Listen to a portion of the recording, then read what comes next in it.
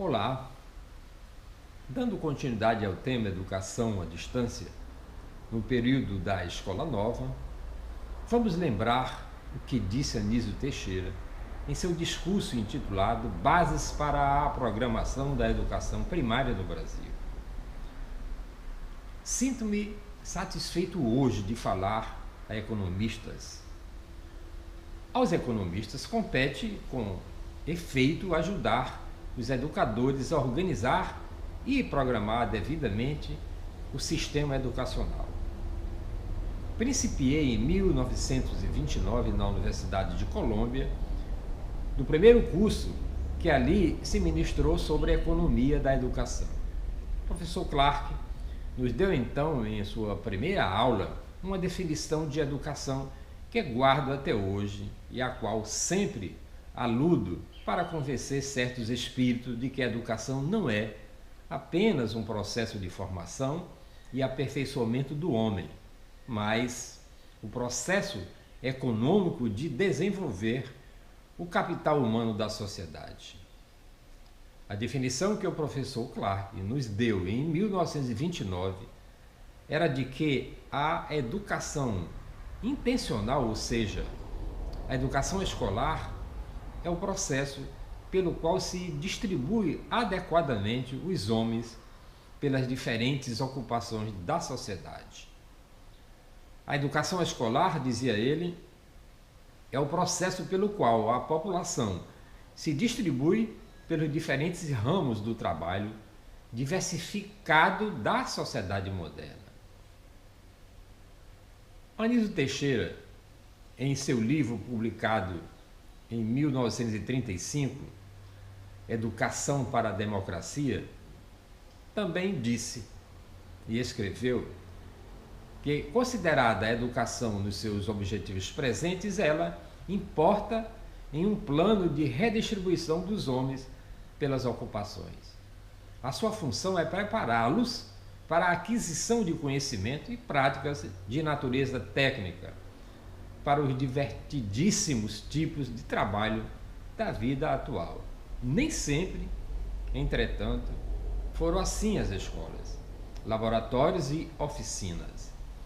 No passado, preparavam homens de cultura, que iam se devotar aos trabalhos de especulação e da imaginação, preocupados em formar os sentimentos, as aspirações e os pensamentos de uma época ou de uma civilização.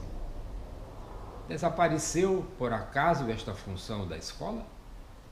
A educação de todos os povos tem refletido, ultimamente, mais ou menos, a fase nova da humanidade.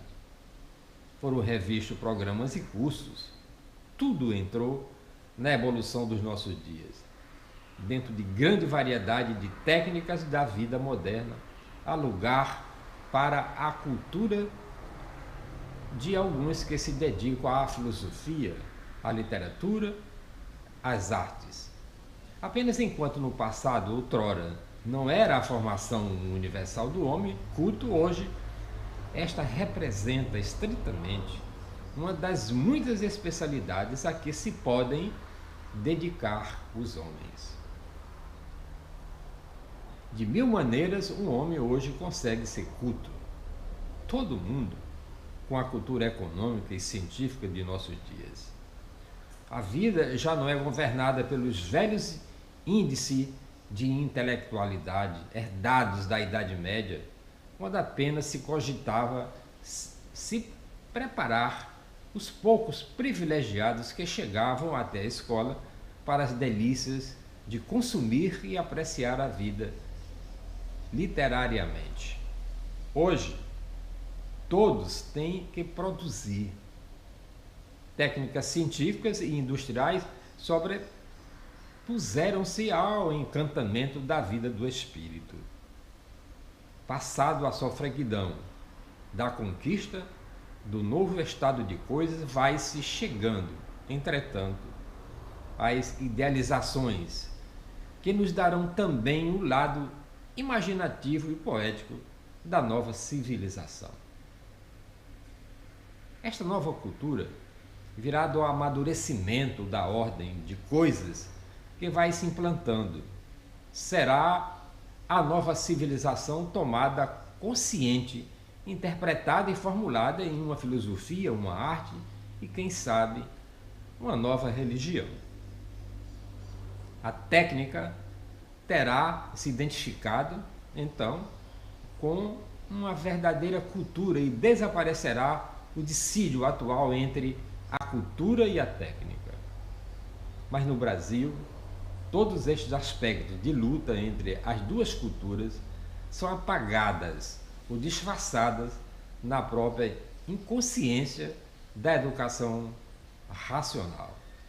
Não chegamos a possuir verdadeiramente um sistema tradicional de educação e já o século XX foi que deu base à porta com as novas imposições técnicas e econômicas da vida contemporânea. Precisamos sair de nossas escolas com seus problemazinhos de ordem e moralização para sentirmos o problema da educação, que é, conforme vimos, um problema de preparação de técnicos em todos os graus e ramos, destinados a servir um período da idade do homem de base profundamente científica e caracterização acentuadamente técnica. A maioria dos reformadores e propagadores das ideias da educação nova no fim da Primeira República tiveram sua primeira formação em direito. Seus envolvimentos com os problemas da educação resultaram das circunstâncias fortuitas posteriores. Foi aí que Anísio Teixeira buscou a sua inspiração nos cursos que fez nos Estados Unidos, na Universidade de Colômbia, e de seu contato pessoal com John Day. Fernando de Azevedo nunca havia pensado em trabalhar com os problemas da educação. Foi então contratado em 1926 para fazer uma extensa reportagem para o jornal O Estado de São Paulo sobre a situação do ensino no Brasil. O brilhantismo com que realizou esta tarefa fez com que, no ano seguinte, fosse convidado pelo prefeito do Distrito Federal para realizar a mais importante da reforma da década de 20 e de 1927 do ensino primário na capital da República, que influenciou decisivamente as reformas subsequentes, as reformas do fim da Primeira República e as federais do período seguinte. Lourenço Filho era também licenciado em Direito, comissionado pelo governo do Estado de São Paulo, reformou a educação primária no estado do Ceará e em 1929 publicou o mais importante livro teórico sobre a educação nova no Brasil, chamado Introdução ao Estudo da Escola Nova. Um livro que você não pode deixar de ler se você quiser conhecer um pouco da história da educação no Brasil, a qual teve repercussão também no estrangeiro, esse livro do Lourenço Filho. O movimento reformista foi favorecido pela criação, em 1924, da Associação Brasileira da Educação, por iniciativa de Heitor Lima. As primeiras iniciativas da ABE e foram as Conferências Nacionais de Educação.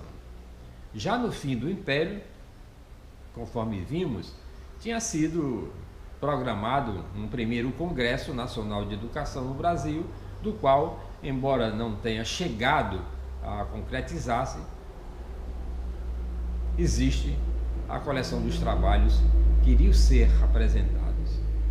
40 anos depois, aproximadamente, a ABE conseguiu realizar uma série destes congressos.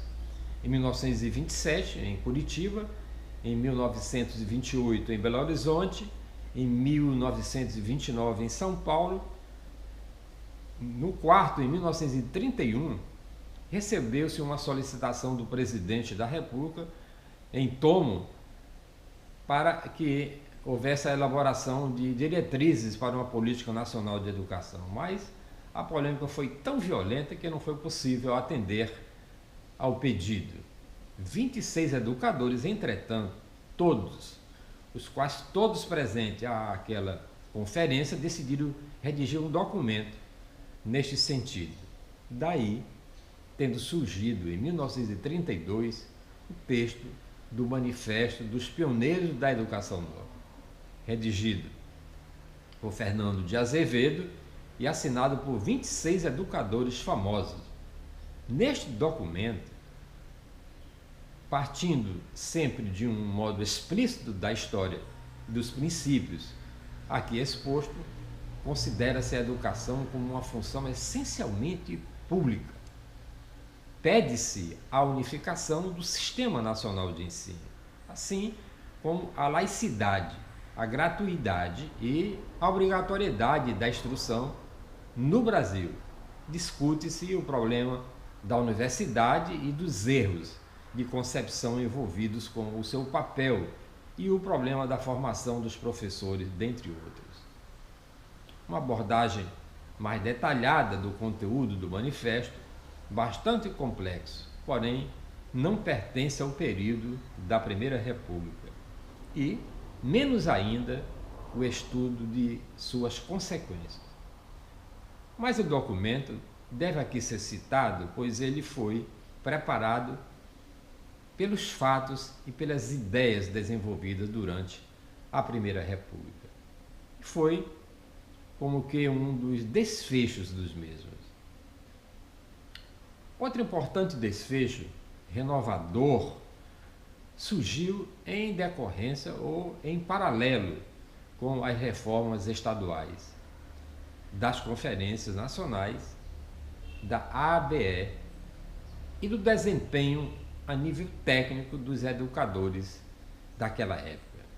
E foi criado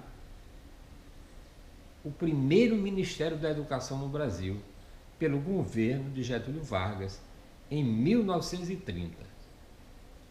Se desconsiderarmos o transitório Ministério da Educação, Correios e Telégrafo do início da República, que não chegou a durar mais de 2 anos, para ocupar a pasta, e foi chamado Francisco Campos, promotor da reforma do ensino primário em Minas Gerais em 1927.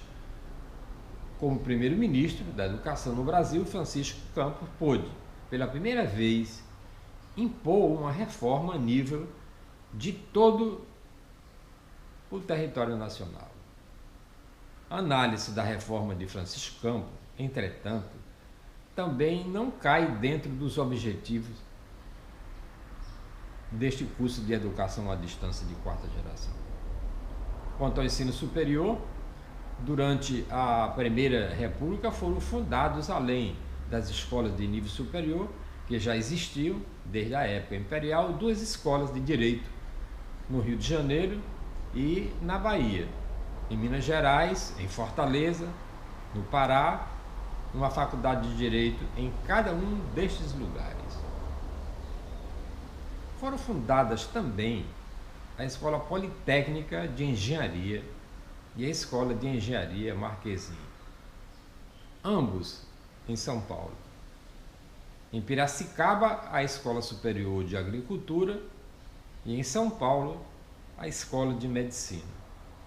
Em 1920, foi criada a Universidade do Rio de Janeiro, em que as 2 faculdades de direito existentes naquela época foram reunidas em uma só, e em conjunto com a Faculdade de Medicina e a Escola Politécnica, em que se havia transformado a Academia Militar de D. João VI. Formou-se a primeira universidade do Brasil aí. Na prática, porém, tal universidade não passou a militar de D. João VI. Formou-se a primeira universidade do Brasil. Na prática, porém, Tal universidade não passou de uma ficção jurídica em que estas 3 faculdades foram agregadas em uma só instituição. O próximo tema será o ensino secundário na Primeira República. Eu sou Jonas Luiz da Silva Vieira de Capuí. Muitíssimo obrigado por nos acompanhar nesta educação à distância de 4ª geração.